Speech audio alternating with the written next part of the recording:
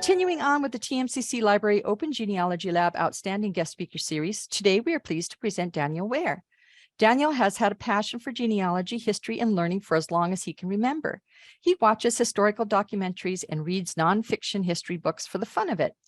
Daniel has provided customer service to the public for many years and has combined all his skills and passions together as the genealogy librarian at the Kentucky Historical Society. He earned his Bachelor of Arts degree in art history from Georgetown College in 2010 with a minor in history. He then earned his master's in library and information science from the University of Kentucky in 2017.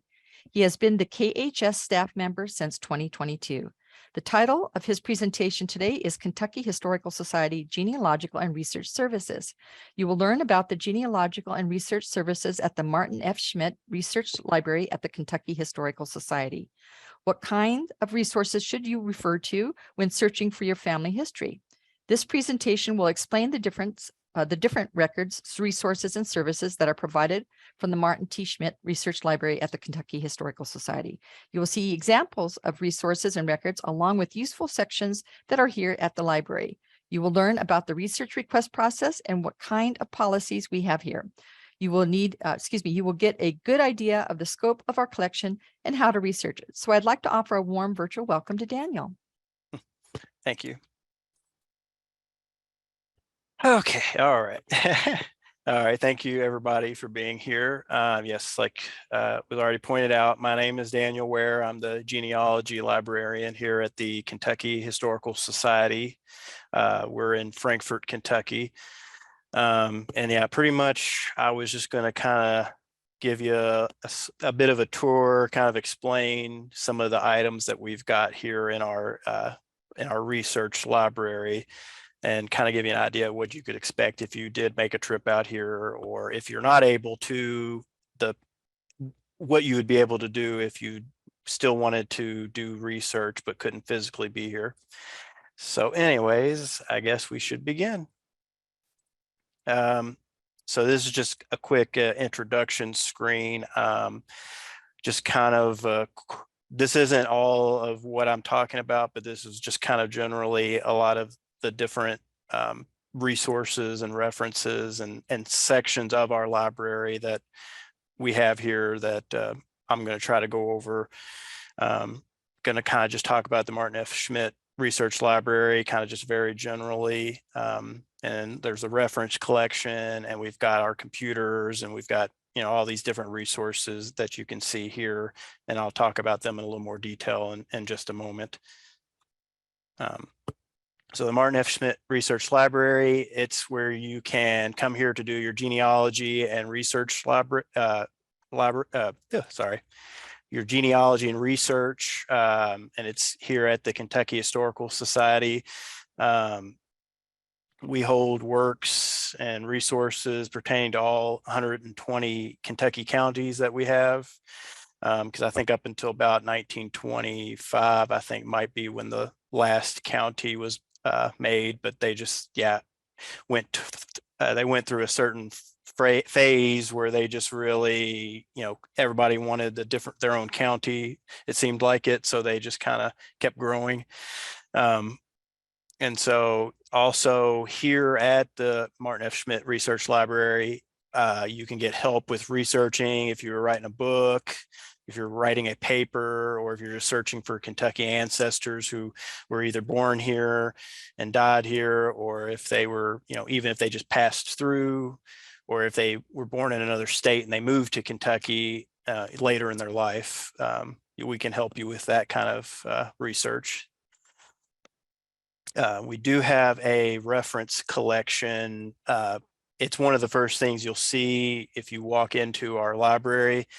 It'll be to your right when you're walking in. I've also got a picture for it. I'll show you in just a second as well, because I try to take photographs for some of the different items and sections of our library to give you a better idea of it.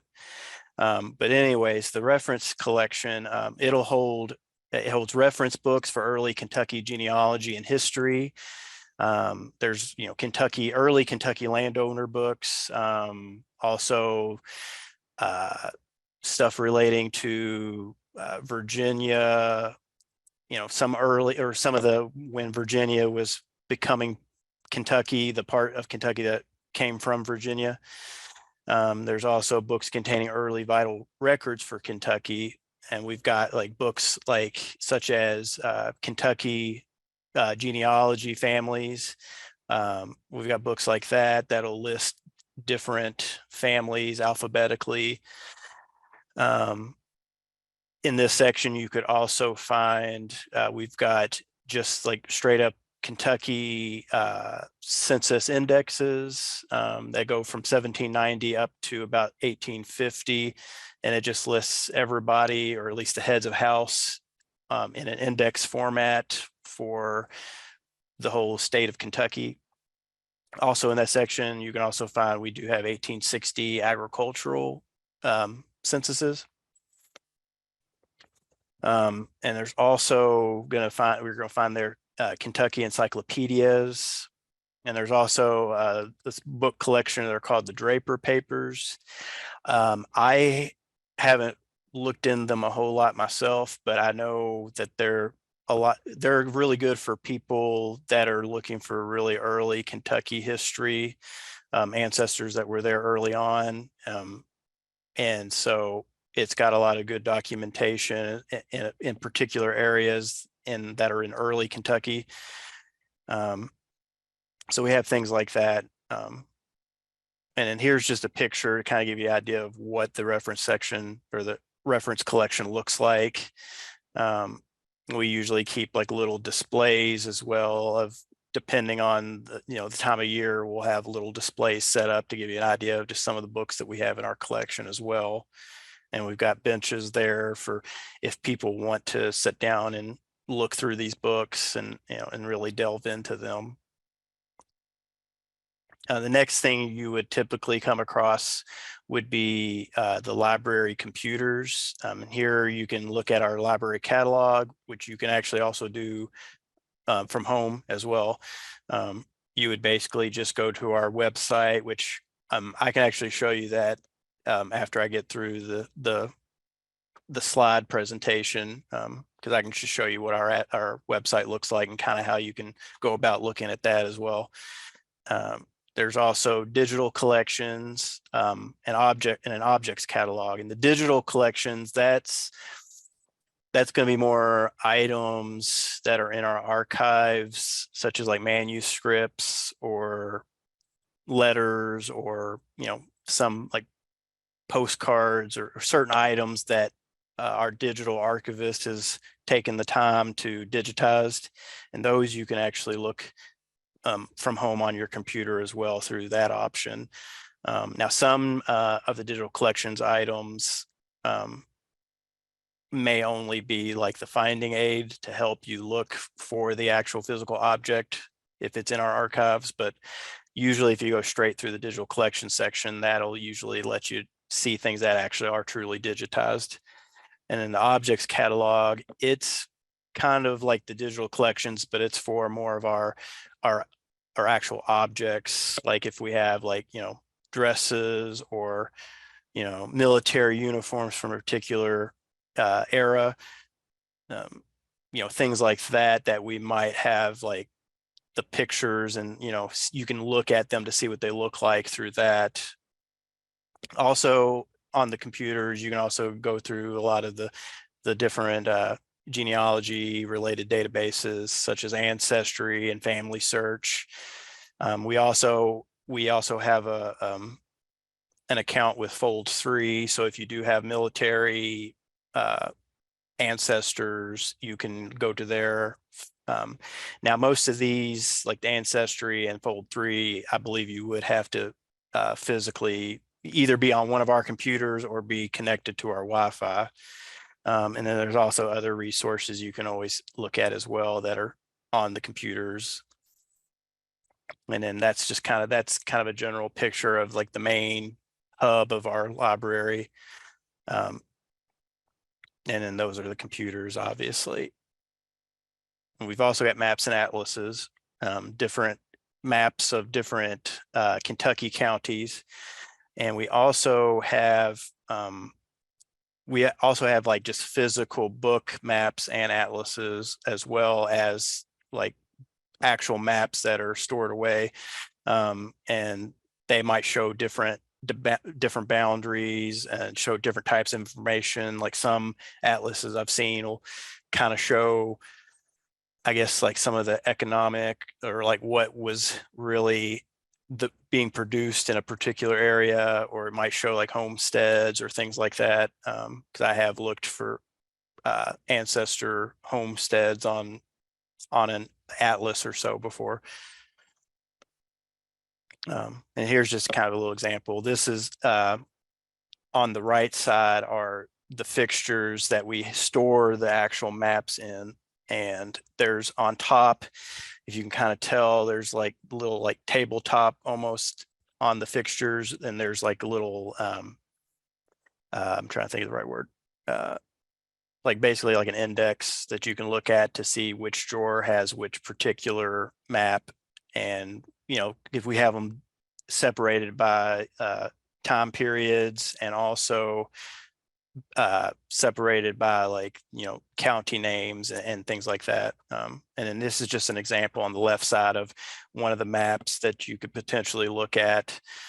This one's of Scott County, and, you know, and it's from I believe 1879 or two. I can't see the fine print on it, but yeah, there's different ones, and you know, they have different shapes, different sizes, and, you know, people may want to use these to kind of see where potentially their ancestor may have lived, you know, if you can kind of pinpoint areas based on the time and place.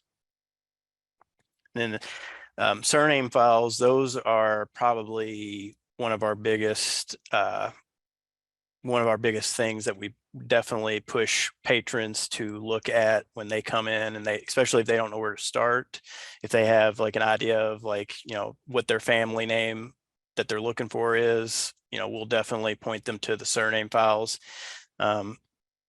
Most of these, from what I've understood, have been just different donated materials since 1836, which is when Kentucky Historical Society actually was founded.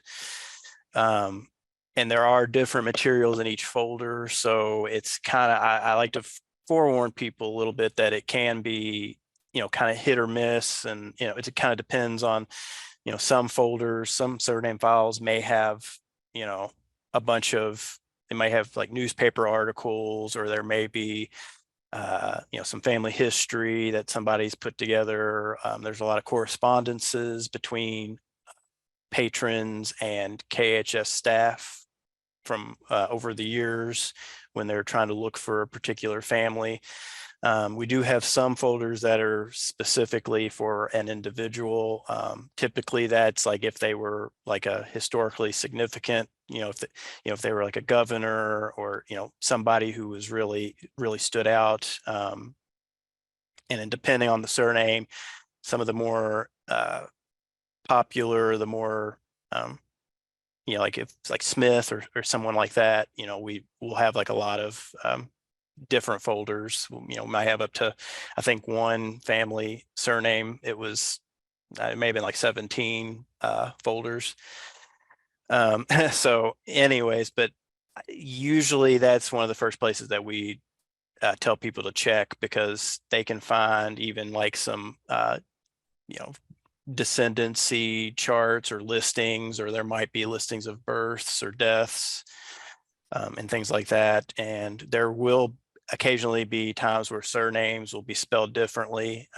There's a lot of that, especially back in the day when, you know, they spelled just however it sounded, or, you know, they didn't have a definitive way to spell it, or, you know, or whatever. But usually the surname files will kind of, I guess, they picked, I guess, the more standard spelling. And so even if there's a version of that surname that might have a slightly different spelling, it'll usually be combined together, and that kind of thing.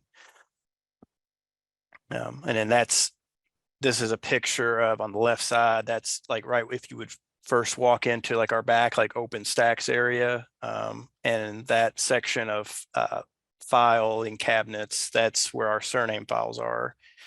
And I do apologize if, you know, some of the pictures aren't, because I had to fight with getting the everything sized right so I could fit everything on the right pages and everything.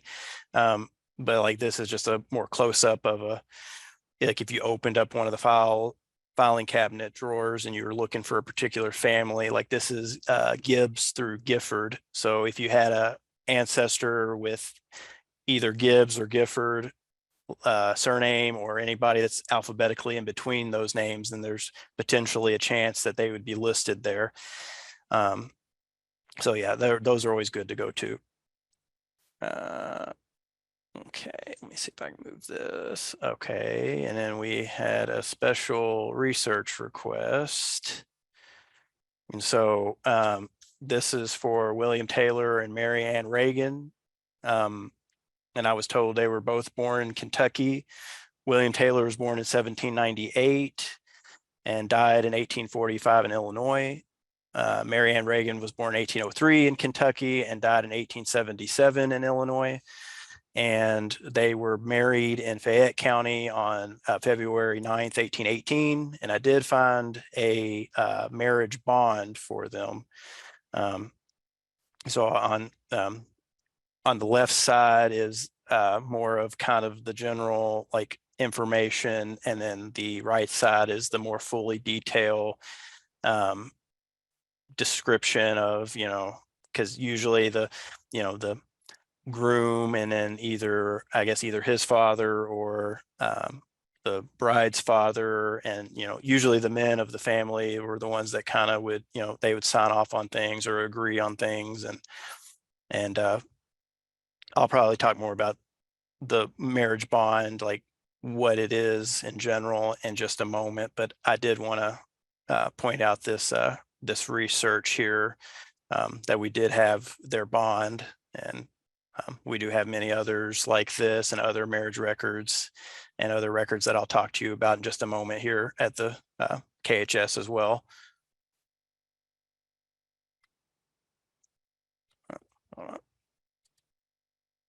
There we go. And so one of the other sections, I'll be honest, I don't use this as often, but this is a resource that people can use, that can be useful, are the county files. And they're basically just like the surname files, but they're just related strictly to the county. So, there may be there might be folders for Fayette County, and they'll usually be separated for different folders for different aspects of the county. So, Fayette County, there may be like Fayette County, a folder for like historic buildings, and then there might be a folder for like schools, and then there might be, in that folder, there might be documents or articles relating to particular schools that are in Fayette County over, history over time. And so like, you can usually find articles or other valuable information based on a county. I have looked at them, like if I was needing to look at information for a school that might have been in a particular county, I'll try to look through here just to see if we have any kind of documentation on said school. So things like that, it can be useful, like these kind of files can. And then that's just a close-up of the filing cabinet and how they're kind of separated. So like there's like Jessamine County through Knox County, and kind of like the surname files, those two counties will be in that that drawer, and also alphabetically any county that would be between those two counties would be in there as well. And then here's a close-up of some examples of like Greene County and Greenup County. And if you look closely, like for Greene County, there's like a folder for Greene County place names, and there's also Greene County maps. So, sometimes you can find maps or certain documentation in some of these folders, depending on how they're broken up. Then we also have Kentucky subject files, which once again, they're kind of in the same format as the other two, except these are more, I guess, like a general library, like subject file, like they're not specific to particular people or places. They'll be more towards like certain themes, or like the name implies subjects that relate to Kentucky. So like I've used this area to look for. I had a gentleman who was curious about certain geology that had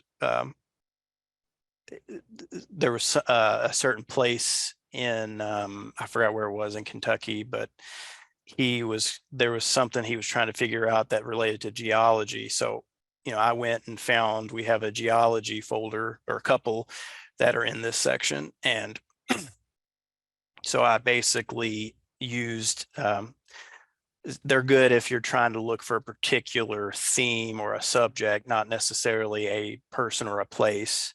Like, I guess you could also, if you wanted to look at just schools in Kentucky, we would have just schools in general that are in Kentucky, not particular county schools. Or, you might want to look into like horses, as far as Kentucky goes. And, we're going to probably have subject files that are just based on horses. So things like that, you might want to look to see if there's anything particular that, could relate to that subject in Kentucky.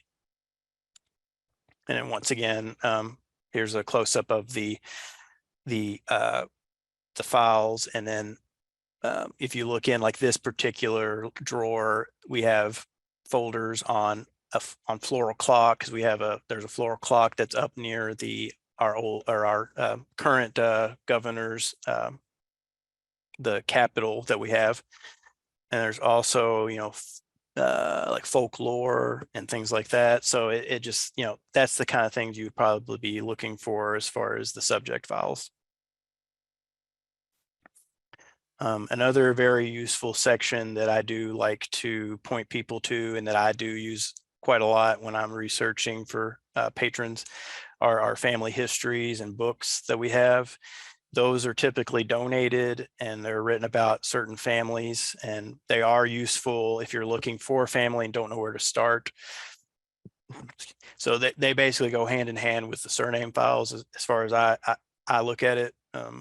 Because usually they kind of do the same thing. Like if you're looking for like the Hart family, I would say go look in the family histories and see if there's any books written on the Hart family. A lot of these will give you background information. They can kind of show you where the family may have came from, line of descendants, even where they may have migrated. A lot of them, they'll say, oh, John Smith was born of Eric Smith, and then him and his wife moved out west to, this other state at this certain date. So it'll give you good ideas of where people went, and kind of give you some names of like potential descendants, or, or things like that. Yeah, you do have to watch out. I mean, obviously, because especially if it's a very common name, there might be other branches of this particular family that are not connected to your immediate family that you're looking for. So, but usually there's pretty good clues if you know like where they started at, or where they were living, or if you have certain details, you can usually pick out if this is not the right family. But yeah, that's also a very good resource for people, and we do point them out to this section a lot as well, especially to kind of give them an idea of where to go, and what counties they may want to look for later on, as far as that goes. And then this is just kind of a little snippet of the family histories that we do have. Like I said, a lot of them are donated and are usually self-published. So, a lot of them don't have very, they'll have just kind of very generic looking binding and things like that, or they'll be in like big binders and things like that, or they'll be spiral bound. So, it just kind of depends on, I guess the author and how they wanted to create this. And we do have just more general library books that you might find at a regular library, at a public library even. I mean, we do have just history books. We've got Kentucky history. We've got We've got church related books and histories. We do have a section, because I have used it a few different times, where if I'm looking for a particular family and if I know they were in a particular county, I might be able to find a book on a particular Baptist church that may have been in that county, and it may tell me, give me minutes or give me a list of who went to that church in a particular time period. So a lot of that kind of stuff can be useful, especially if you're trying to find. I actually just recently went this route when I was trying to find. I had somebody who was asking about, they wanted a birth record for an individual, and unfortunately they were born before they really recorded birth records regularly here in Kentucky. And so sometimes I will try to look for anything church related, church records, baptismal records. And so if I can, potentially find, a church related book or history that may state that this child or person was baptized here on this date, I may kind of, get a little bit of an idea of when they were born and where they were born, even if I can't find the actual birth record. And, we also have biographies. We've got books about art, and we've got many more that, I'm not going to necessarily discuss here, just kind of giving you a general idea. And then that's just another picture of our OpenStax area, and those are more of the general library books. We also do have out of state, mainly just books, but we do have people that look for their ancestor who may have been born in Kentucky and then they moved to another state, or they may have been born in another state and then migrated to Kentucky eventually. So we do have a section and books that relate to actual like certain specific counties that are in other states. And we also have I guess more general, like just strictly state related books. Like we've got in our Virginia section, we've got books that are just listing early marriages in Virginia, but then we've also have like broken down a little further. We've got into sections, some of the different counties in Virginia, and like books or records that are in books that might tie to those particular counties. And so I have gone and looked at those quite a bit too, because I do have requests that the person may have been born in another state, especially if it was before Kentucky became a state, or we may, have they were born in Kentucky and then they moved away, and then I try to see if I can follow them either to Kentucky or from Kentucky to give more answers to the patron that I'm assisting. And so these can be very useful as well. And as far as I could tell, I think we have pretty much at least something for every state. I could be wrong, and in some states we have more than other states, unfortunately. Just I don't know if it's due to donations or what. They were, I'm not sure how we actually get these particular books, but they can be useful. And we do have people that come and look for ancestors in other states through these books as well. So they can be very useful as well. Here's kind of an example. Like we've got like Michigan Pioneer and Historical Collections. Here's some books from like Nebraska. And like I was saying, there's something specifically like, history of York County, Nebraska. So, I mean, depending on, what you're looking for, we could potentially have like a specific county for another state, and we may have like a history of it, or we may have a census for it. Or sometimes we've had a few marriages records related to like a particular county from another state. So, it doesn't hurt to check these sections if you're needing to look out of state while you're here as well. Here's some more examples, like from West Virginia, and I believe possibly Virginia.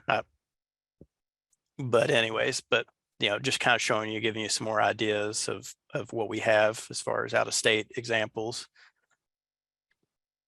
Okay, and then we do have our Kentucky County section area in our OpenStax, and that's probably one of my, like, if it's not my top used resource, like section, it's like in my top 3 probably, because typically when people are researching their Kentucky ancestors, they're going to want to check here at some point in their search, because they can find, especially if they know the county that they're looking for, they can they can go to that particular section and they might find indexes, or they might find actual in book form, they might find them in a particular census, or they might find a marriage record. We also, in these sections, will have like the histories of potentially that county or a particular town that's in that county. So that it can be very useful. However, like I've mentioned with the out-of-state materials, there are not all the counties, unfortunately, when it comes to what's been collected and what we have, are created equal. Some counties we have like one, maybe half of a shelf, and so it's not a whole lot at all that we have, unfortunately. And then we've got some sections, like for like Jefferson County, we've got like 3 like whole like sections. So it just kind of depends on the county and what we've been given or what we've collected. But yeah, this is a very useful spot to find particular records. And I go here, I do look at microfilm quite a lot, which I'll explain that in a moment. But I usually will go to this section before I do that, because I would rather find, or especially if I'm looking for an index and trying to see if somebody's even listed in a particular record, I will try to find a physical book that's been printed that has the index of a particular record type. Like if I'm looking for somebody's birth, and if I can find like a birth index to the birth records for like 1875 for Jefferson County, I'm going to try to look in the book form first, because it'll be easier for me to, and quicker for me to find that name. And then if I can find that person's name, then I'll move on to potentially finding the microfilm for it, and getting the like actual, well, I guess it's a copy onto the microfilm, but it appears as the original document, if that makes any sense. It may not, but but anyways, so this is a picture of one of the aisles for our county materials, and it's kind of like the family histories and even some of the out-of-state materials, where it's kind of, some of them are they're not bound in anything like particular, like, they're very generic. Some of them are, and they'll have the labels on the sides and a label on the front. And and sometimes we keep particular newsletters that are related to a county in this area as well. That's what some of the bigger looking, that's what some of the bigger, I don't know, like section, like in Perry County right here, this thicker black fixture right here, like I believe that holds some periodicals of some sort. And then we do have, speaking of periodicals, we do have periodicals. I don't typically use these for my research that often. We do occasionally point people towards these, and we have occasionally had people looking for a particular periodical. We have just more of the general, like national, that aren't necessarily specific to any one state. A lot of them that we have in this category are going to be like history related. They'll say like American historian, or have some kind of title like that, or like American genealogy. It'll have like those kind of titles. And we do in this area, we do get like specific like organizations, national organizations, such as like the Daughters of the American Revolution. and certain periodicals that might relate to that. And actually, when it comes to like even with like history, like I just saw earlier today when I was looking around, we did have some periodicals that were related to like the Civil War. So, things like that, maybe a particular event or a war or a national organization or like just general genealogy. That's where you're going to find those kind of periodicals here. And then there's also the state related ones, and they're going to be kind of like our out of state or like all of our state related materials that I've already talked about, where, each section is alphabetized by, it's separated by state and it's alphabetized by state. And then when you look at like particularly like Kentucky periodicals, those will be broken down and those will be alphabetized by title then. And so those can be useful if you're needing like particular information that might be related to a state, or if it's a particular state historical society, and if they wrote a particular article that is about your family, you might find something like that in that area. Like we've got one of our publications is the Registrar or the Register, and like we've got some of those up in our reference area, but then we have that and other journals like that back there in that periodical section. So people may need that if they're looking for a particular article that they wanted to look at or find more information about. And then here's just some pictures of just the periodicals more in general that we have.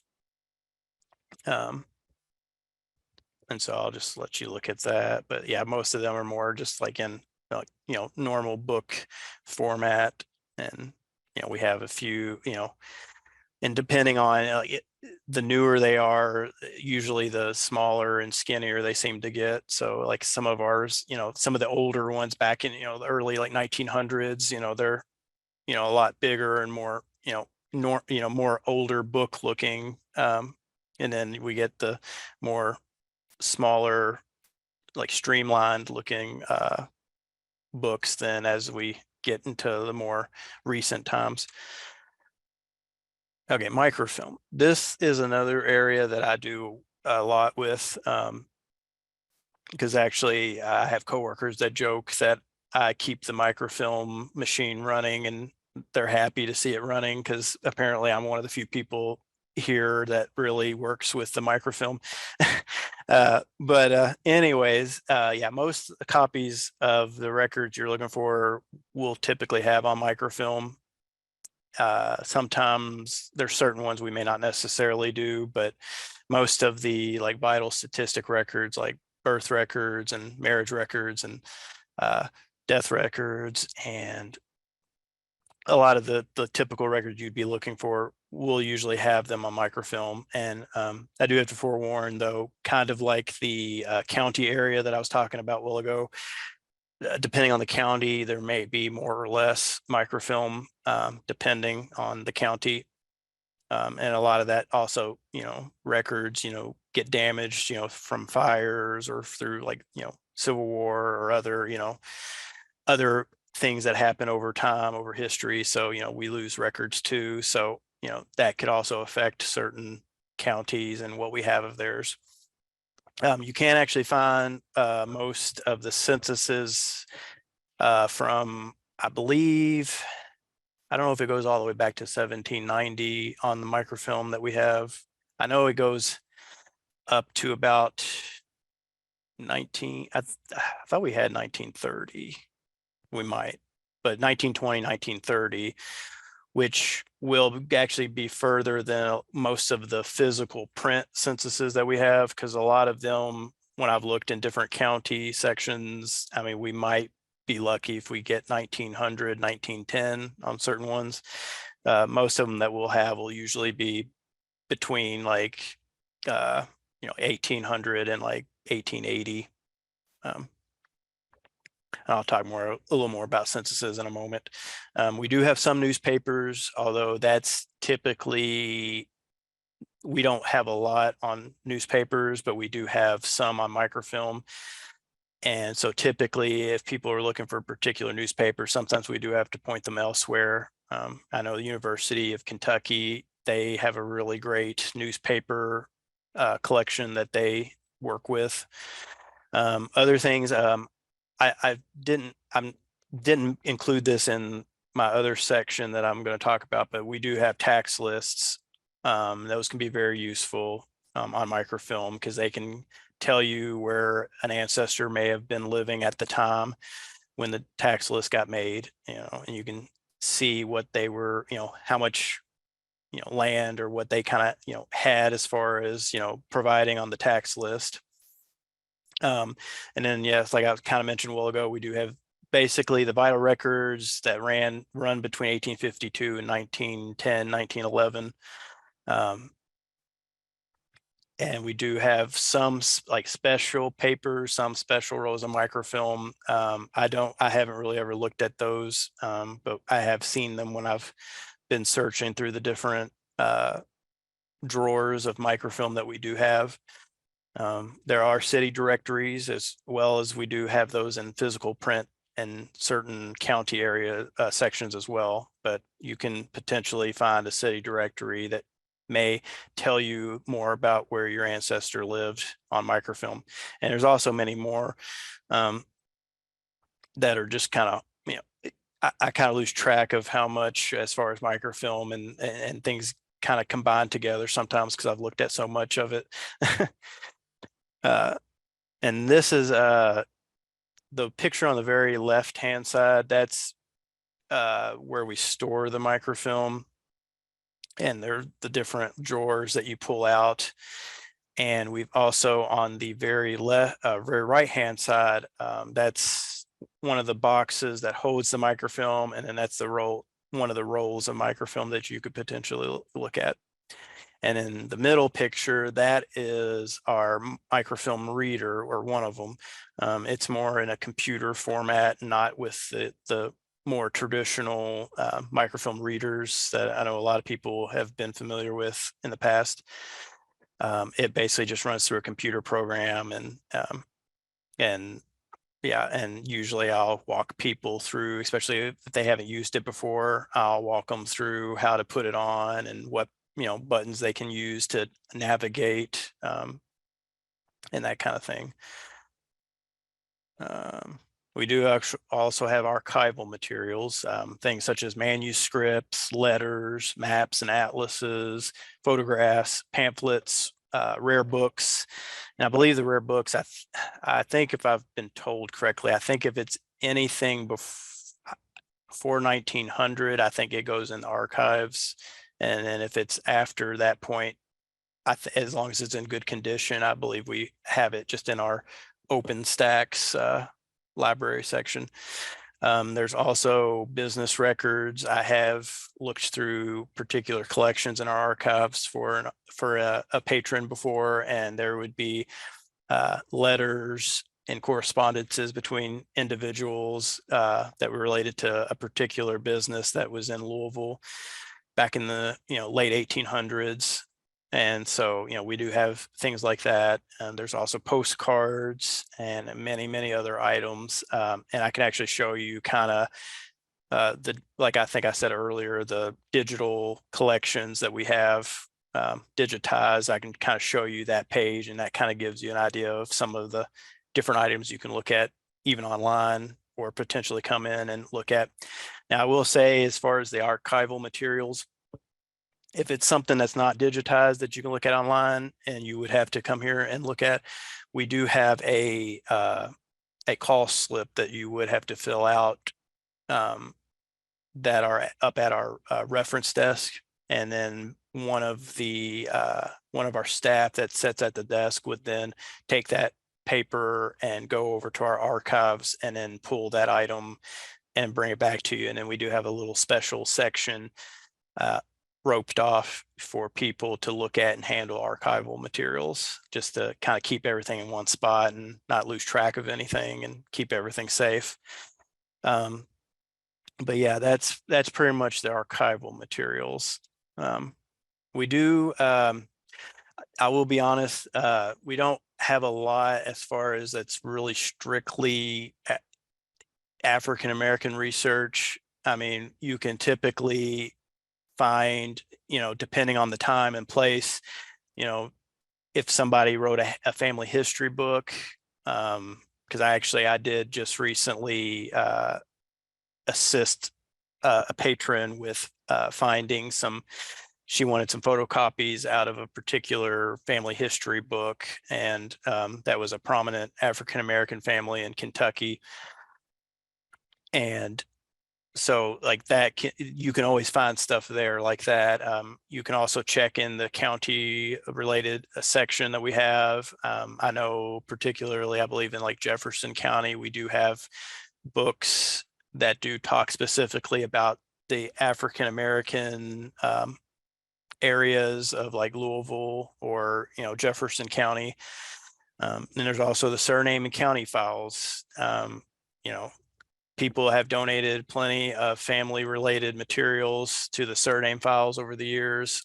So that's always a great place that you can find.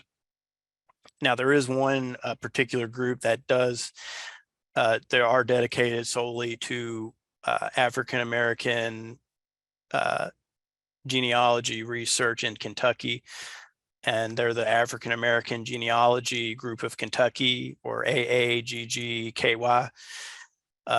We have, when we've hit brick walls with helping with African American research in the past, we have actually suggested to patrons to check with them, because they're a great resource and a valuable group that that's their sole, what they're there for is to take down these brick walls as far as, Kentucky African American research. So I would suggest also contacting them if you do need help with that as well.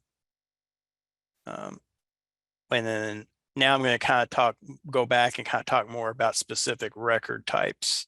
So the ones I'm going to talk about, these aren't necessarily all inclusive in all the ones that we have, but we also have, but these are the main ones that I can, that I look at quite often. There's birth records, there's marriage, death, land, wills, there's a census record, there's court records, and then there are military records.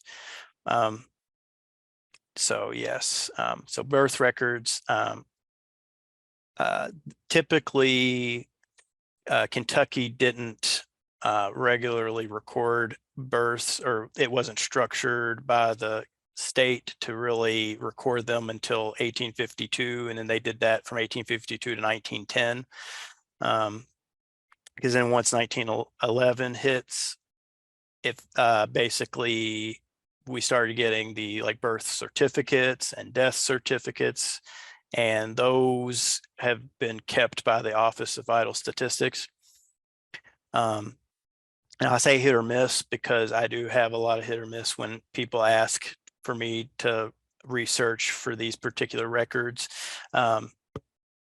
Because honestly, I have had to tell people this quite often, even if, because some counties did not necessarily record some counties didn't necessarily record particular records for like a particular year between 1852 and 1910. Sometimes it was, I mean, a lot of them didn't record in the 1860s because of the Civil War. I know also, I mean, sometimes just records for, get, like I said earlier, they get destroyed by, fire or, war or, human error, or, they weren't stored correctly, or, some kind of natural disaster of some other sort. And then also I did actually learn this at another genealogy conference I went to last year, which makes sense once it was pointed out to me. During this period, it was almost like the kind of Wild West of like vital statistic record keeping as far as Kentucky goes, because apparently, not necessarily everybody wanted to participate or wanted to provide their information. And also the the individuals that went out and actually took down this information, from what I learned, they apparently weren't compensated very well. So sometimes they may have just not felt very motivated, I guess, to necessarily do a great job. And I've also had to point out to patrons in the past, even if, say, you had a great grandfather that was born in January of 1896 in Pulaski County. And if we look and we see that Pulaski County did, in fact, record births in 1896, your ancestor may not necessarily have been listed because, like I've pointed out to people, depending on the time of the year, where they lived, and, the fact that it's, that time period, they may have not been able to physically gotten out to get to a hospital to have the birth at a hospital and have it officially recorded. They may have been stuck at home out in the middle of, the middle of nowhere. And so that can also can factor into whether, we have a birth record for your ancestor or not. And this picture down below is an example of one of the physical book copies showing birth records for Adair County in 1854. And so, yeah, I just wanted to kind of give you an idea of at least what you would probably try to look for first before trying to move on to like microfilm or anything else. Okay, and the marriage records, once again, they were they were part of the vital statistics that really started becoming more of a thing between 1852 and 1910. However, one difference for marriage records that I see compared to death or birth records are I'll see marriage records definitely before 1852. I'll see, I mean, as early as, back into the 1780s for certain, counties, if they were like one of the counties that were a part of Virginia that became one of the early Kentucky counties. So, those were more frequently still recorded before 1852. So there's still a stronger chance, like if you had an ancestor who, was married in 1818 or 1820 or, or any of those those dates, there's a stronger chance that you'll find something, whether it's a bond or a register or like the full on record itself.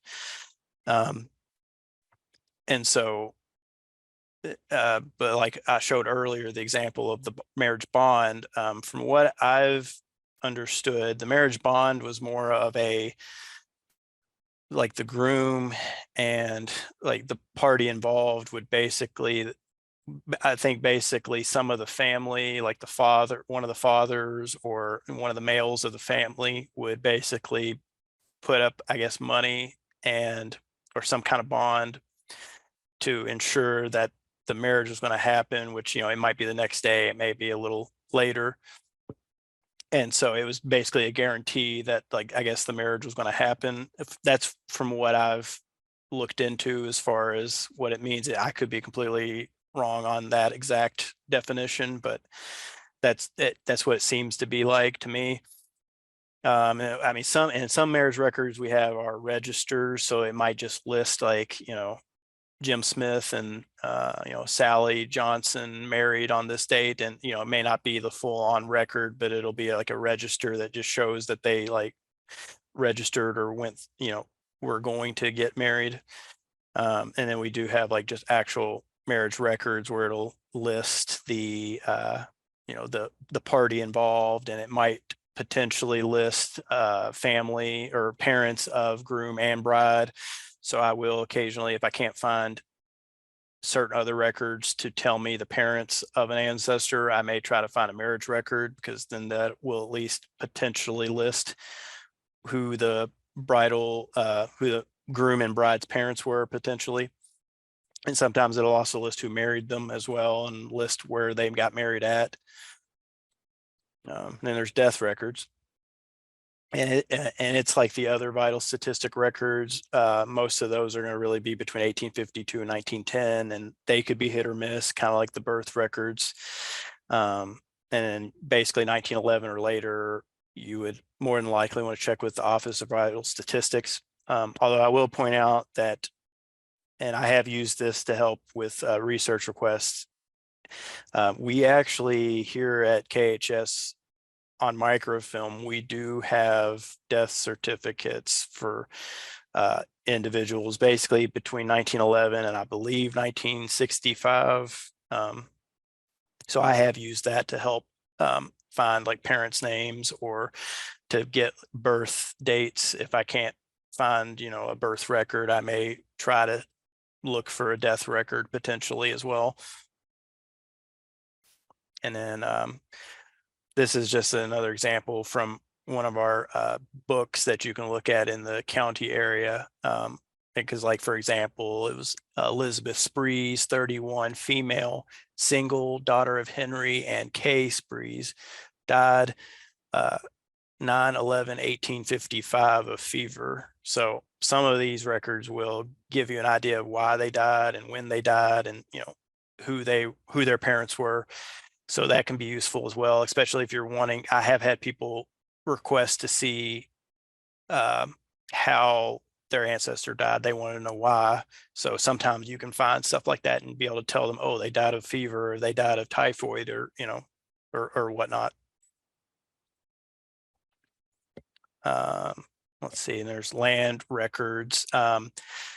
So there's there's warrants, and then there's the patents and surveys and the military land warrants. All of that mainly goes into like the land patent series that a lot of, especially if they fought in the Revolutionary War or the War of 1812, they would get land for fighting in the military in those wars. I'll be honest, KHS, we don't have a lot really when it comes to that. We have books that include different warrants and things like that, but they're mainly copies. Typically, we usually suggest people check with the Kentucky Land Office, who is which is a part of the Secretary of State office, and I have them included in a little section I have on alternative places you can go to. But we do typically try to get people to look there because they have the actual like warrants and patents and all of that. And there's a woman there named Candy Atkinson, and she's superb. She goes around and talks at conferences all the time about this, and so she's usually the person you want to talk to there. But we do have some other land records, like we've got deeds and things like that on microfilm and in physical book form as far as the county sections go. So you can find some land records, especially if you're trying to find, a deed between, two individuals, to see, we will usually have stuff like that. I did want to show you just kind of, these are a couple of, one's a military warrant, and then the other one I think was just a Kentucky land warrant, I believe. But yeah, these are, as you can tell, they're like photocopies in book form. And so, yeah, you can technically, if you know like the warrant number, or the right, numbers, you could potentially look at this, but I would highly suggest, the Kentucky Land Office. And then there's also probate records, which the specific one that I was going to really mainly explain were wills, because that's usually one of the more, typical ones that people will try to look for. And usually they're trying to find parents or siblings or children of their ancestor. So those can be great as far as looking to see if you can find any other family members. Sometimes along with wills, you'll get an inventory of the deceased that'll list all the stuff that they're giving to other family members, or that have, or to other individuals. You might see some kind of guardianship record as far as when it just in the overall arching probate record, especially if the children were too young. And I believe even if some cases, even if the mother was still alive, sometimes they still put the children into a guardianship with another male, I believe. Not always, but I have heard that that was still a thing, even if the wife was still alive, the mother was still alive. But these are all different kinds of probate records and things tied to wills that you might potentially look into, that could help you, especially if there's children that were too young to be independent, and you might be able to follow them if you can find like guardianship records or look through wills to find particular family members, and to find if there are connections between certain family members. Because sometimes you can also use that to find a maiden name. Also, I didn't include that here. I just honestly thought of this, but maiden names for any of your female ancestors, because you might see that John Smith died and he gave a particular piece of land or an item or something to his daughter Rebecca Johnston, and then oh, her maiden name was Smith, or whatever the father's name was, and if you hit all these brick walls when it comes to that, something like that can even help you. And then here's another example, just showing you like an example of a will, because like Browning, FR, estate to wife, Jane Browning, brothers, John and Somerville Browning, sister, not named, and you get lists of executors and witnesses. Also, another thing, you can also find out potentially if like those executors or witnesses are neighbors, if they're brothers or siblings or related to the individual that you're researching. That can also help you with names and figuring out if there's relations as well. And then there's census records. The first like official federal U.S. census record was in 1790. I'm sure that like specific states, like I know some of them had their own separate censuses that probably predate that, but that's the first official federal U.S. census record. In 1850, that census, that one's very notable because that was the first one to actually have all the names of the household members, which I find very useful, because I do use, especially if it's 1850 or on, I'll look at censuses to see if I can figure out who was living with who and find, once again, potential parents or siblings of an ancestor. 1890, that census is, most of that got destroyed in a fire in 1921. So there are bits and pieces, depending on where you go, that have survived or been restructured together. But mainly that's mostly gone, unfortunately. And then as far as censuses go, you can usually find family and neighbors if you look, you can look on pages before and after that particular page that your ancestor's on, because a lot of them may be neighbors or relatives. So you might gain some more knowledge, some more names to look for in connection with your ancestor. You can also use censuses for like migration and navigation purposes to see, oh, in 1850, they lived in this county here, and in 1860, they lived in this other county, or they lived in a completely different state. So then, okay, between 1850 and 1860, they moved at some point, and you can kind of pinpoint a more precise date that way. And then here's just a census example from 1860 in Franklin County that you can look at. Okay, and there's court records. There's a lot of them, especially the ones that I saw that we have like on microfilm, especially are order books, and then common lawsuits and equity records, and then criminal indictments. I haven't really looked at criminal indictments, so I haven't really used that a lot. And in equity records, I've looked at those a couple of times for, especially if there was some kind of, some kind of trial or something that was going down. I have looked at those.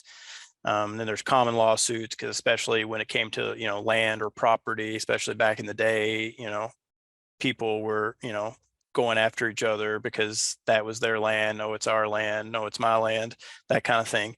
And there's also order books, which that's a more common one that we have as well. And I think I did a picture of an order book, I think, yeah.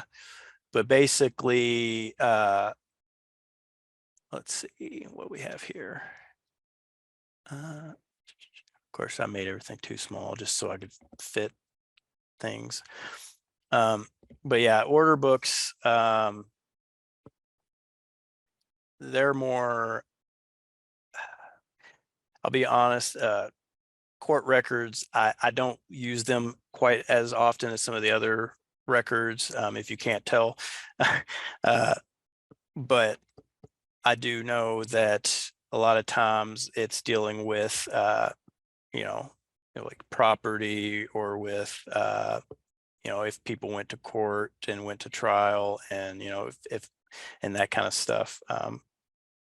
But I did want to let you look at this, and, you can potentially go back and look at it closer up, hopefully, just to kind of get an idea of an order book or a page from an order book.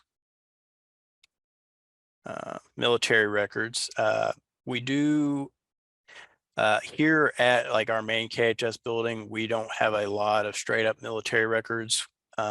We do have some records on microfilm, such as muster rolls and pensions, and particular lists for certain regiments, for certain wars. We do have some things from Revolutionary War up through World War II, maybe after that, potentially. Now, we do have a Kentucky Military History Museum that we also call the Arsenal. That's like slightly up the hill from us.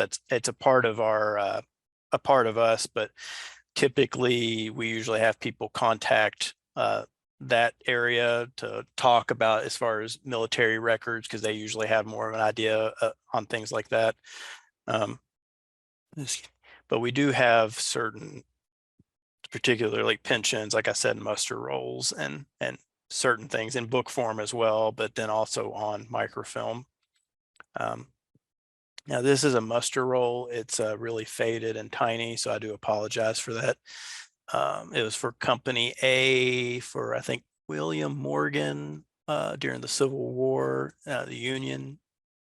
But anyways, just wanted to show you kind of an idea of some of the things you could look at on our microfilm, or, or things like that that are military record wise. Okay, so I know this might seem a little backwards, but now I was going to quickly go over kind of our hours and some of our policies.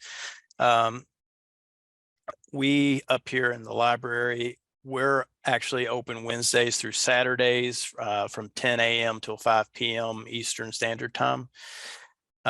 Admission, that's typically you're going to pay basically at the main desk on our first floor, and it's an $8 general admission fee to basically get to come in and look at the museum, and we've got tours that we do as well. But then it also will allow you access to our library up on the second floor.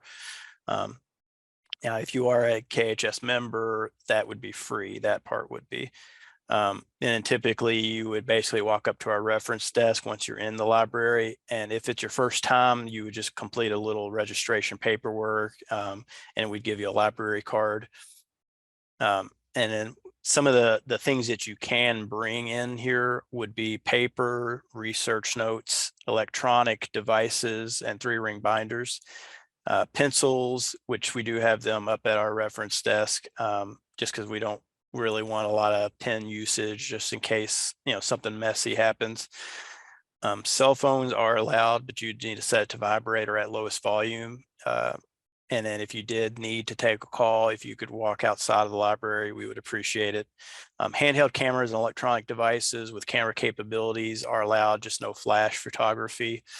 And images are to be used for personal reference only. So, I mean, most people that are just coming in to do just their genealogy, that's fine. You're just not trying to make money off of it or things like that. You may not reproduce, publish, or exhibit the images you or anyone else takes without the permission of the Kentucky Historical Society. You would basically contact us to get an agreement usage form and all that kind of stuff. What you cannot bring in typically are like purses, briefcases, pretty much any kind of bag. I mean, unless it's really small. We do have lockers that you can actually put items in that we wouldn't let you have in there. So, and also typically books and magazines and original manuscript documents. I mean, there can be exceptions. You just need to discuss with us at the reference desk. And ink pens, permanent markers, scanners or personal copiers are not allowed. Tobacco products, food and drink, just because don't want spills and things get damaged or stained and things like that. And then now here's the research request. So if you're not able to come here in person to research, we do have the capability of you filling out a particular form and mailing it into us with your request, and you would just fill it out and specify what you were needing, and then we would go and look around and research for you and then mail. I have had people ask for me to email them back, so I have emailed stuff back to people as well. Now, there's really 3 particular forms depending on what you're looking for. There's the single record request, which that's when you're looking for one record for one ancestor. So if you were needing a birth record for your great grandmother, and that's all you're wanting, you would just want to fill out a single record request. And typically, and there are research fees, unfortunately, that come with this. And single record requests, they are $15. And one thing I do want to point out with the single record request, even if you are, like if you were wanting a birth record for your great grandmother and a birth record for your great grandfather, you would technically have to do one single record request form for each of them, because each of these forms is supposed to be tied to just one particular ancestor. Now, the only exception would be like a marriage record, because I mean, obviously the 2 people are involved. So, you could just do the one marriage record for your great grandmother and great grandfather and have it just be one request.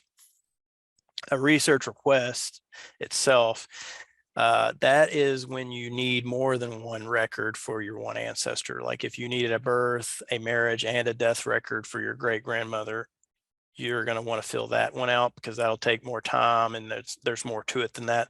Or if it's a request that'll take a lot more time and effort, like it's not going to take us 5 minutes to go find, something on microfilm.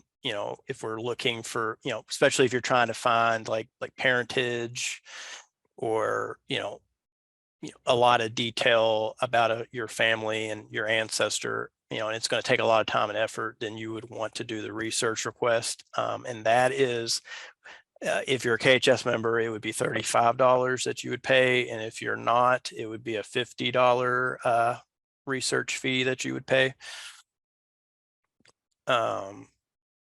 There's also photocopy requests, and that's more specifically to if you needed specific pages copied from cited sources. So like if there was like the family history book that we have, and you're wanting like 10 pages from this particular family branch, you would just fill out this form and be like, I want this many pages, page 1 through 10 of this said book, and it would be basically, there'd be a $5 processing fee for just the work and finding it and doing the copies, and then it would basically be I believe it's either 35 cents or 25 cents per page copy wise. So that's how that would basically be broken down. So there would be a little more calculating on those. And I have had people, if they didn't know exactly how many pages they needed from a family history book, I've went and gone and looked, and if they had a specific individual or particular branch of family, I would just look out for the pages that pertain to that person, and then I would count up, and then I would let them know, and then we would do the calculating then. And there's also this is a link that takes you to the page that would have these forms and kind of explain those a little bit. It's on our library research services page, so that's right there. And then other suggestions that we do have, in case we do ourselves hit brick walls, or we just for some reason don't have that particular record, we will point people to like county courthouses that relate to that particular county that their ancestor lived in. We will also suggest contacting local historical societies, because a lot of times, like, those historical societies or the county public library, I mean, they'll have locals and people that have lived there their entire life, or that are very knowledgeable about that area, that place. So those could be great places, because they may have better information, or they may remember, and be able to tell you very important information. There's also one of our fellow institutions, the Kentucky Department for Libraries and Archives, or KDLA. They are actually the state of Kentucky's the official state repository. So a lot of times, especially if it comes to like government related or state related documentation or records, we will suggest people check with them. Because even some of the stuff we have might actually be copies of stuff that they have the originals of. So you may also want to check with them on occasion. And then, like I pointed out earlier, there's the Kentucky Land Office, which is within the Secretary of State office. Usually I would have people that know more about land records, or the land patent process especially. I would have them check with them. And then I already mentioned the African American Genealogy Group of Kentucky. They're a great resource.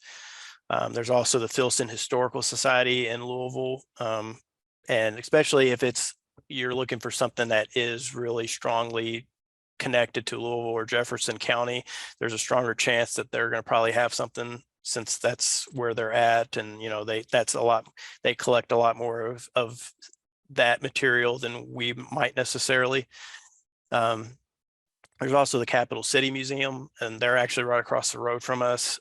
We have had to, especially if it's related to like businesses or stores that might have been here in Frankfort, they have a lot more information on like that aspect of Kentucky and Frankfort history. So sometimes we do point people to them as well.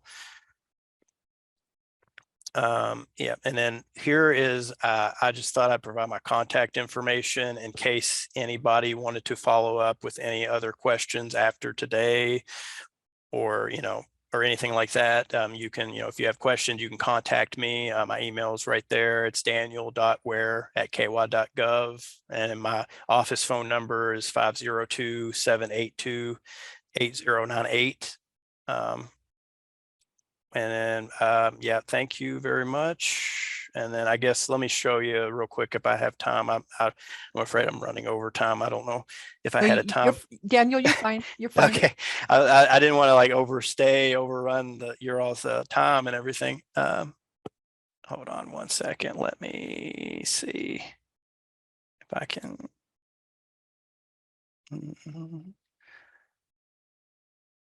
Well, trying to find.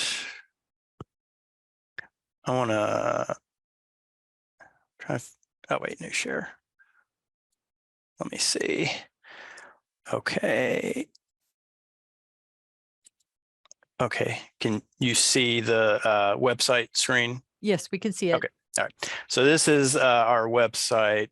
Let me see if I can get this moved out of the way. And basically, yeah, it's just history.ky.gov. And basically, we just have like our different events and you can sign up for email and things like that. Typically, a lot of times if I'm walking people to certain areas of our website, like especially if it's over the phone, I do that quite a bit. We have like these different tabs here. Depending on what you're looking for, you may want to go to. Under the About tab, we do have staff, so you can look and see more about our staff and things like that.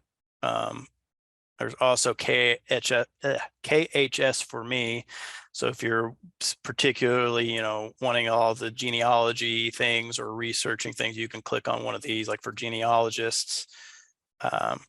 It'll take you here and kind of give you a quick little information about the Martin F. Schmidt Research Library.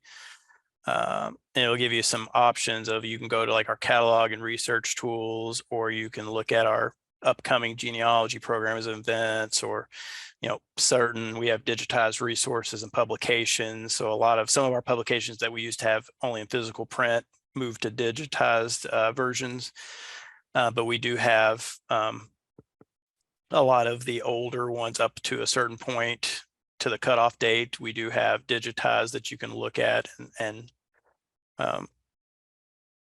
so like there's the Kentucky Ancestors Quarterly, and we've got because they went to a website in 2013, but we have the first issue 1965 through 2013 here, that you can click on the different ones and actually look at those. And there's also there's the Explore tab. I do point to people to this a lot, because if you go to the Library Research Services, that'll take you to like where I was talking about the research options and things like that you can look to. Also, there's the Catalog and Research Tools link that's under the Explore tab. And that will let you look at like the digital collections, like I was saying. So I'll click on that now, and we'll click on this digital collections. And basically you'll kind of get almost like an index of the different types of materials that you could look at that are digitized. There are some things that are just like more like, we just have the finding aids that are digitized. So, you can go here to look at finding aids for a particular collection to help you pinpoint like what box or what folder you want to look at. There's manuscripts. You can look at like letters and wills and receipts. So if you just click on it, like you might get like some photographs, like the 138th Field Artillery at Fort Knox. And you'll get like an object description down here at the bottom. Things like that. And you can also, a lot of times you can kind of filter your search by only manuscripts or by only visual materials, or you can click on like if the creator is tagged, you can see what all the different ones that they created and added to this. You can filter it by date. So if you want just like 1900 to 1920, you'll get just things that came from that time period. I know that was showing just pictures for some reason. But yeah, and there's printed materials. You can do like that as well. And there's a broadside.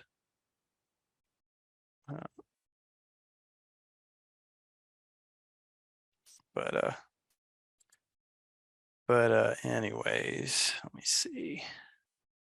But yeah, those are the main areas that I usually look to or point to people to. Like I said, we've got an Explore tab, we've got a Visit tab where you can find like our hours in admission and other information about tours and accessibility and things like that. And there's a Participate tab where if you wanted to intern or donate or give or volunteer, you can do that. News and events, that'll give you some updates on, you know, what's happening and things like that. And then I think I already pointed out these two.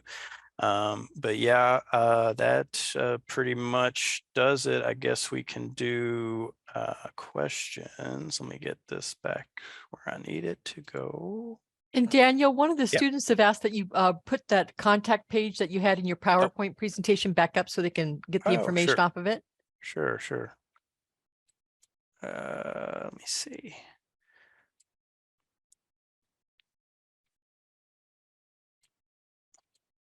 Okay. Can you see that? No, we're still seeing the website. Oh, okay. Whoops. All right. Hold on one moment.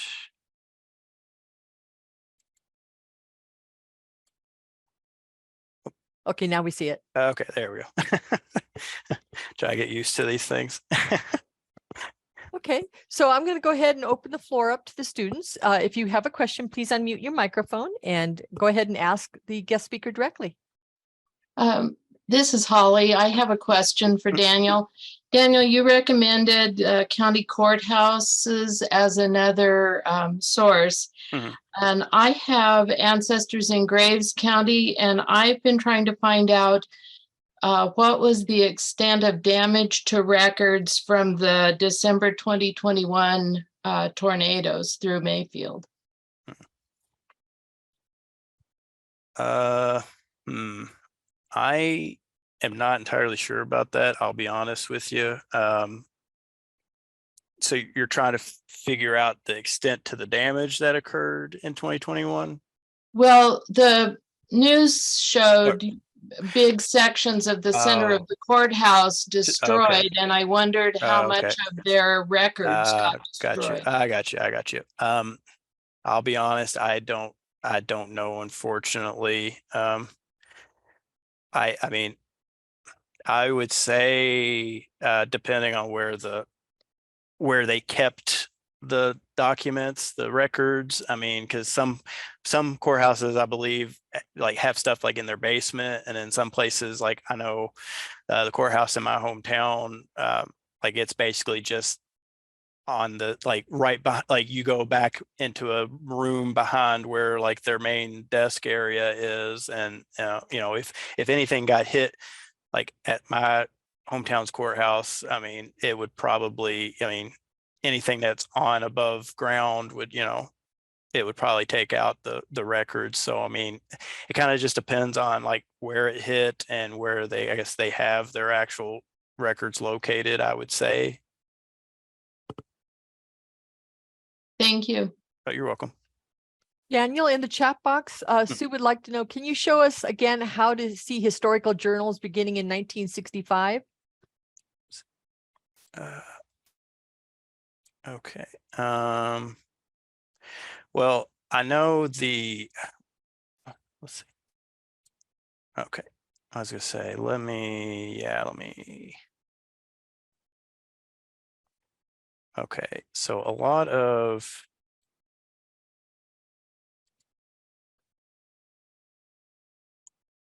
come here. As I say, a lot of, as far as like historical journals that you would be able to look at. I mean, I know you can look at a lot of that, like that's been digitized. Now, I'm not sure.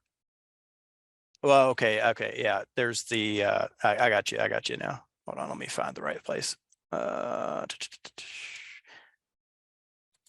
Okay, so okay, a lot of our like the Kentucky Ancestors publication, it's going to be on our For Genealogists page, and if you, which would be under our KHS for Me tab, and then there's a little section that is for digitized resources and publications. And then there is right here, digitized Kentucky Ancestors quarterly publications.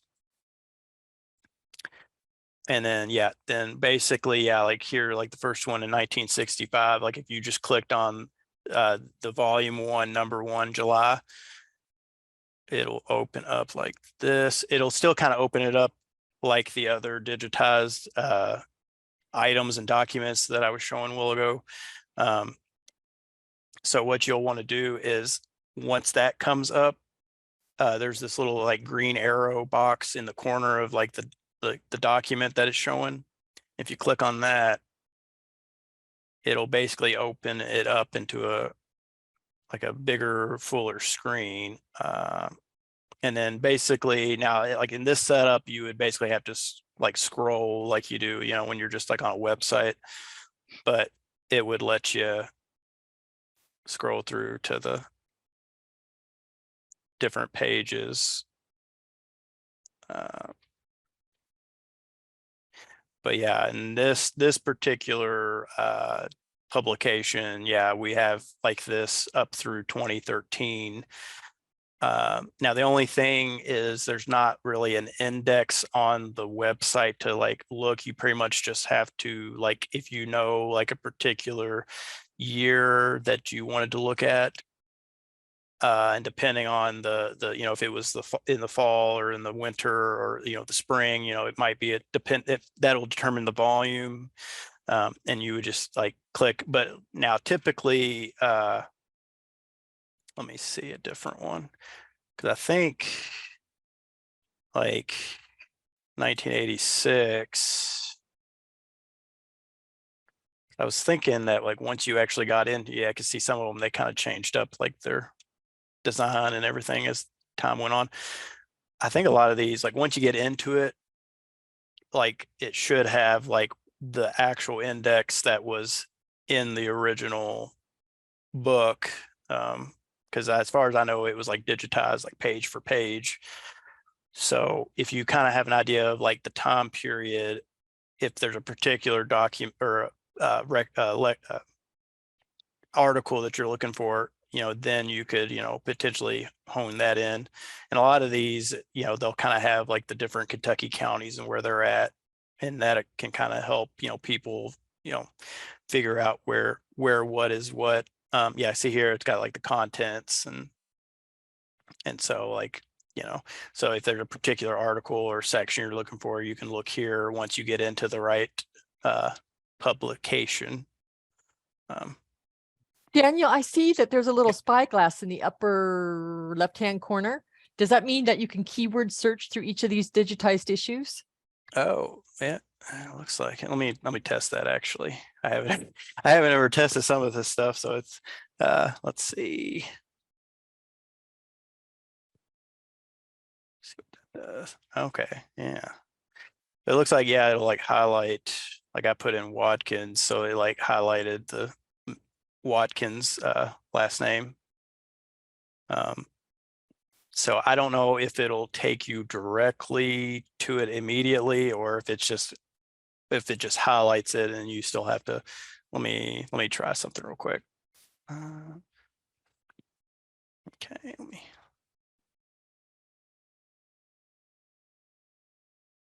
Well, apparently I didn't spell that right.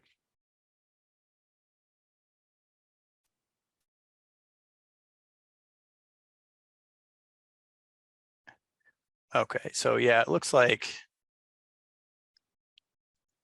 Okay, yeah, it looks like, yeah, if you type in like a particular phrase or a name, then it'll have like 3 of 5 matches, and you can hit the up and down arrow and it'll take you straight to the whatever you've highlighted, it looks like.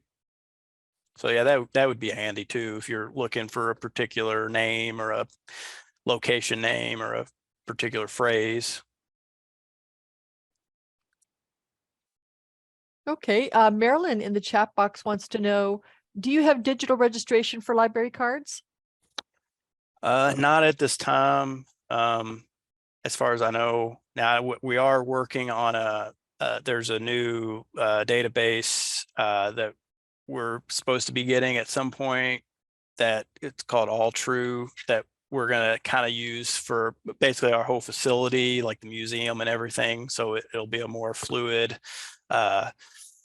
people can, purchase, items from our gift shop and purchase tickets for, the museum or, and things like that. And so we're going to be tied into that because like we're going to be using that database for like also for like our research requests and things like that. And so I'm not sure if anything like that will come with that. I'm not entirely sure, but I mean, it could be possible potentially.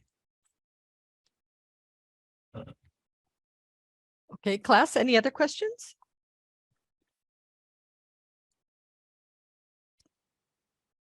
While we're waiting for that, I have a couple questions. Okay. Just as a librarian Mhm. I've been working on this genealogy program here in our library for about 6 years now. Mm. Just out of curiosity, is all of your funding through people joining?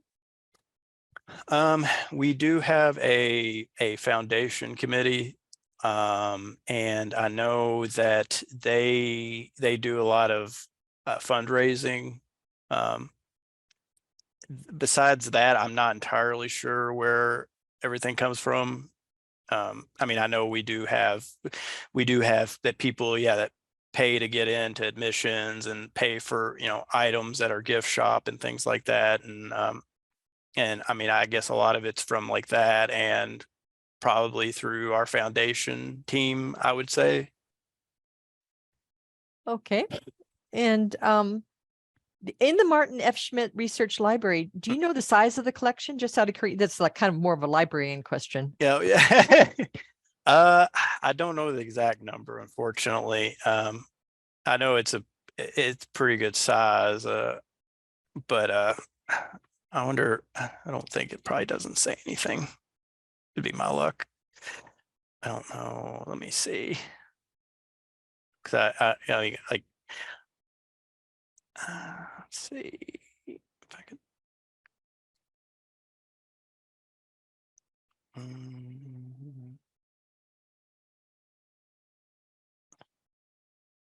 Hang on.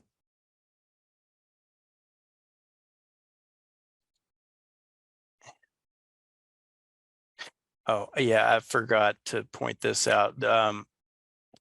When you do, sorry, I'm not trying to derail your question, but while I'm thinking of it, on our catalogs and research tools, you can also, if you scroll down here, you can find links to more KHS catalogs and publications and databases and more research tools.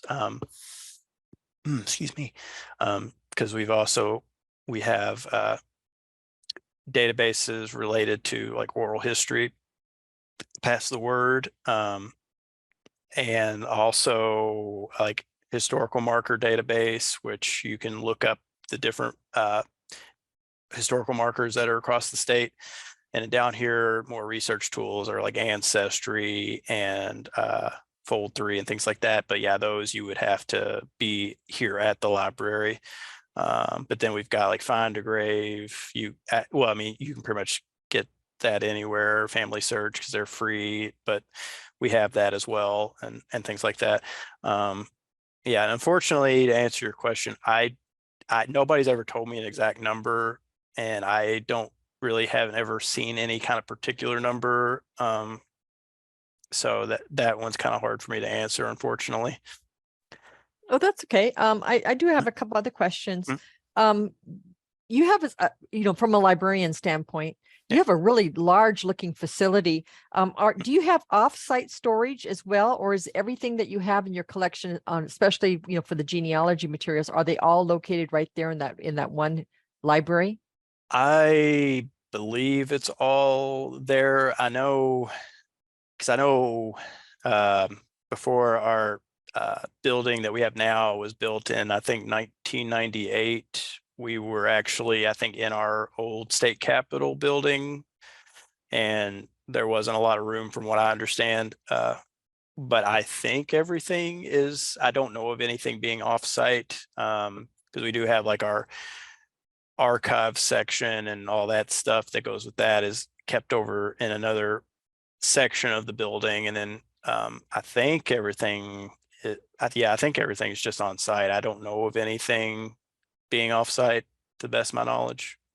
Okay, and Sue in the chat box wants to know, is anyone eligible to get a library card? Is it necessary to have a library card to use your website? No, you don't have to have a library card to use the website. I was gonna say, because a lot of times if people are looking for, depending on what they're looking for, if they're like wanting to find documents or like manuscripts that might be connected to their family. I mean, I have pointed people to just check out our digital collections because you can look at that for free at your home, wherever you're at. And also even looking at, even if you go back to the library catalog here, this option in the middle here, like it'll let you, like you can search by title, so you can look for, like if you're looking to see if we have a family history or a particular record for a particular county, you can type that in the search by title bar from home, and now you won't technically be able to look at the actual document or item unless it happened to have been digitized, which anything that's in the library catalog, if it's been digitized, it will, there will be like a little notification with it that says like available online or something about it being online. But this is all, usually we suggest people even look at this just because it'll, they can just see what we have and get an idea if there's something there that would be useful to them.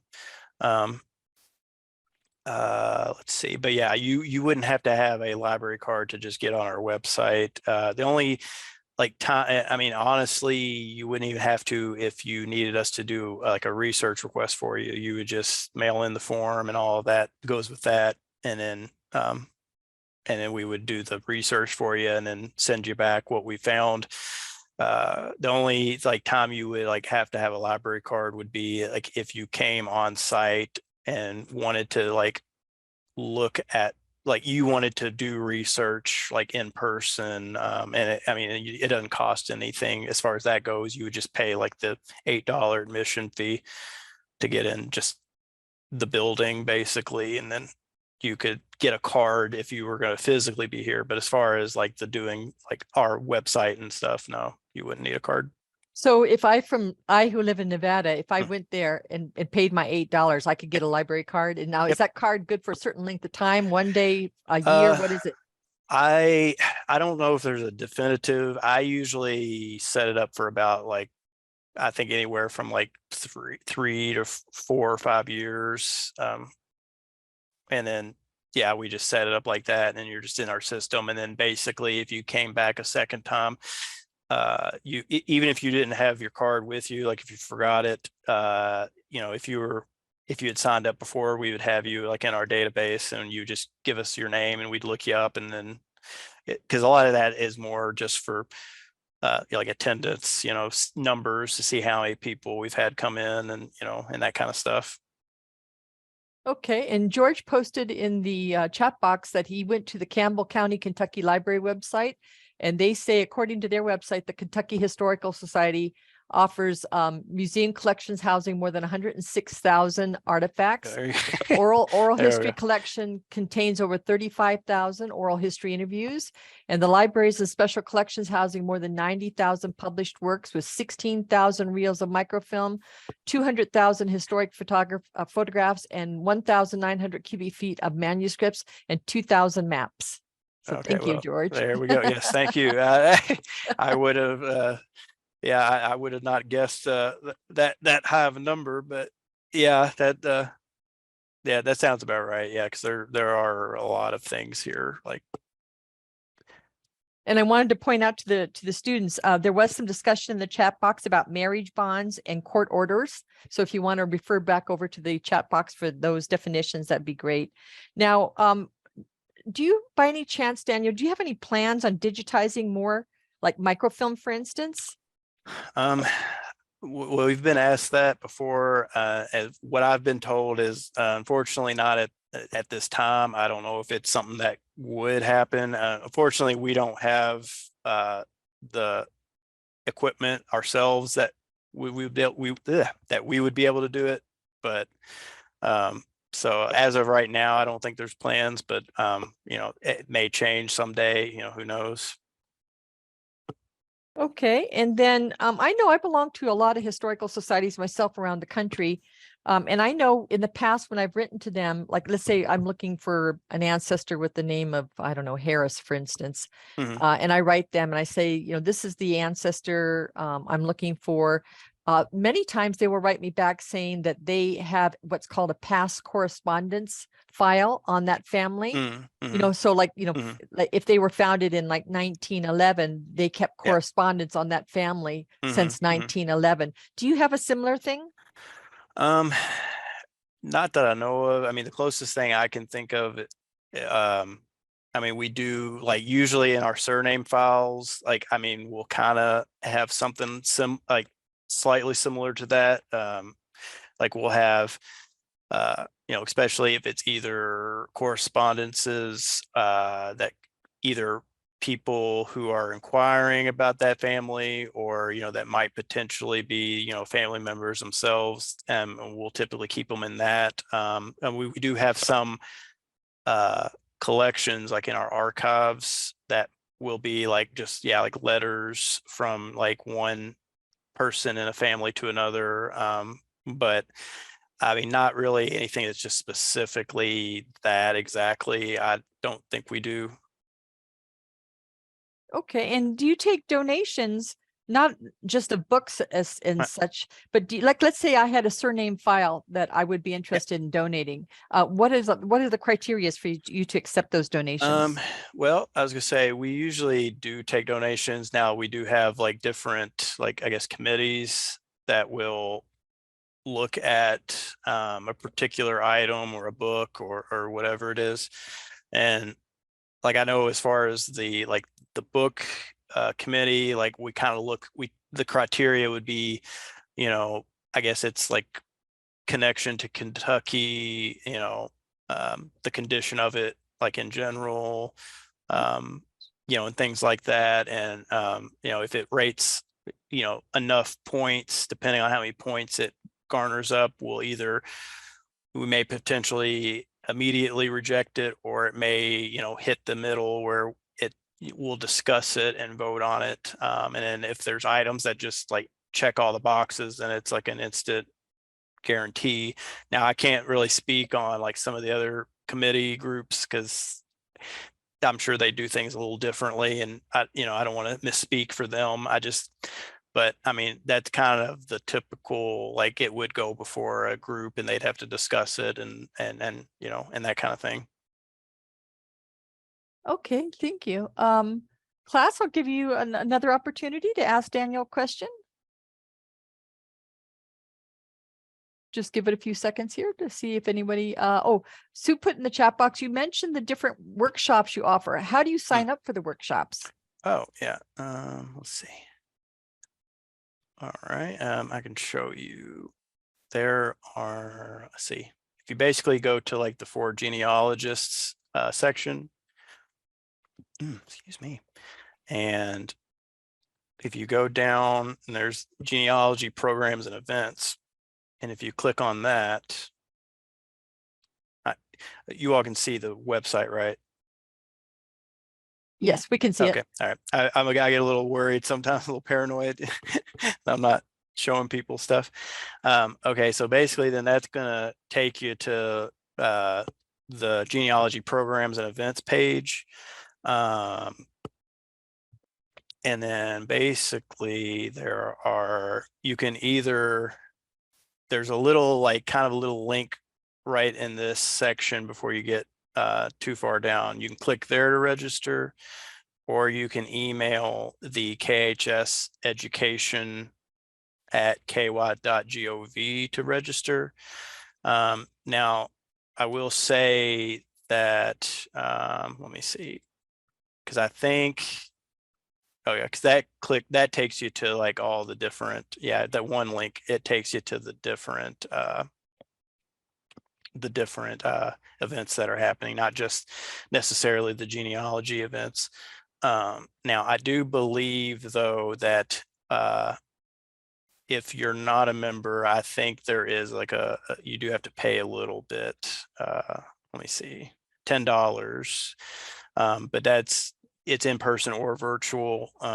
And basically if you signed up, one of our staff members your email would be on a list, and then you would you'd get a Zoom link for the said program, or at least for this program. I'm not sure how the other programs work, but at least for the genealogy like workshop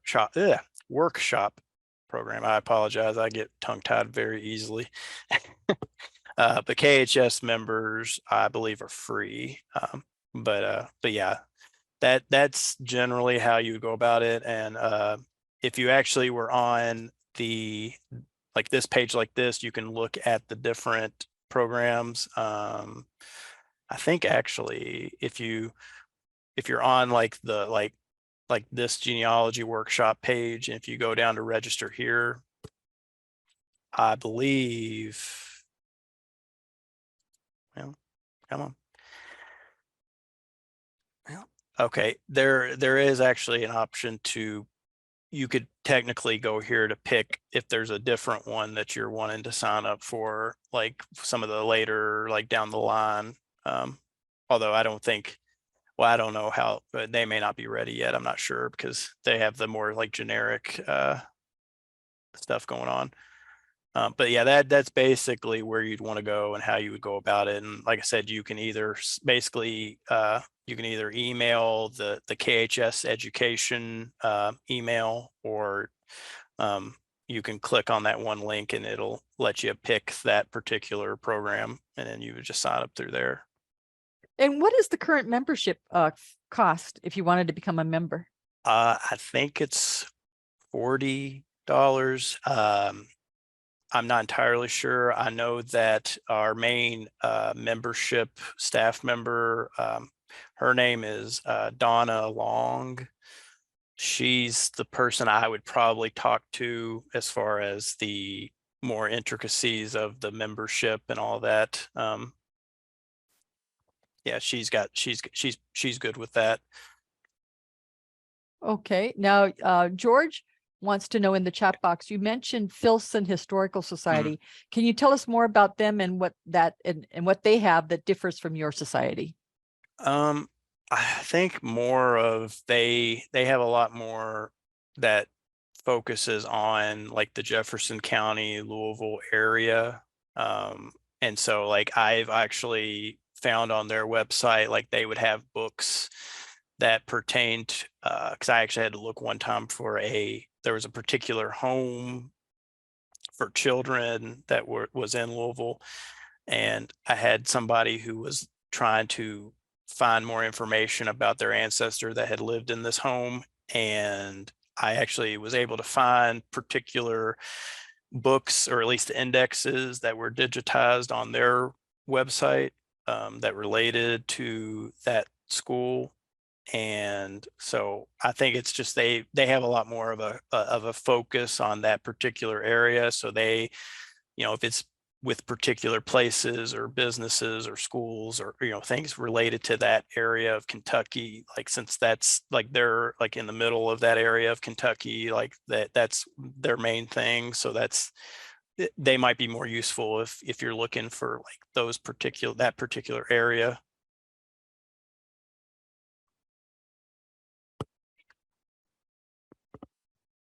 Okay, Todd just put in the chat box, individual 1 year, $40, for a couple 75. Yeah. Let's see here. Or no, excuse me, individuals 40 and 75. For a couple, it's 60 and 110. And let's see here, households up to 8 from the same household, $80 and $150 for 2 year. And he put in the link to it. So thank you, Todd. I appreciate that. Okay. Anybody else in the class have any questions before we say thank you to our guest speaker? Okay. All right. Well, Daniel, I want to say thank you very, very much. We're getting Thank some you for having me. we're getting some thumbs up figures in the chat box. So thank you very, very much. And also thank you for allowing us to record today. It's much appreciated. It'll take our marketing department a little time to get it up on our YouTube channel, but we very much appreciate it. And if anybody wants to reach out to you directly, I encourage the entire class to do so. Yes, thank you for having me. I appreciate it. All right. Thank you very much. And I will stop the recording at this point in time.